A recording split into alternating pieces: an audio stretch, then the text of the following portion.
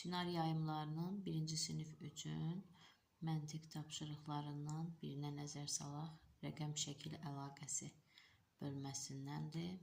Birinci fiqurun içinə baxırıq. Böyük üçbucaq, içində kiçik üçbucağın içində A, kvadratın içində B.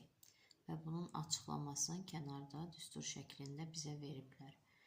Yəni A üzərinə 3 gəlirik. Niyə? Çünki üçbucağın içindədir. Üçbucağın tərəflərinin sayını bildirir bu 3. B-nin üzərinə isə 4 gəlib. Yəni B hansı ədəddirsə, o kvadratın içində olduğuna görə üzərinə kvadratın tərəflərinin sayını gəlib və ümumi cəmin də üzərinə 3 gəlib. Bu 3 isə böyük üçbucağın tərəflərinin sayını bildirir. Bizə A-nın yerinə 3-ü veriblər, B-nin yerinə isə 4-ü və cavabı tapmaq tələb olunur.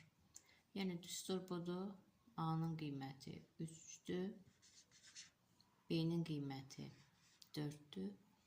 4 ilə 4 8, 3 ilə 3 6. 6 ilə 8-in cəmi 14. 14-ün üzərinə isə 3 gələndə edir 17. Sual işarəsinin yerində 17 dayanır.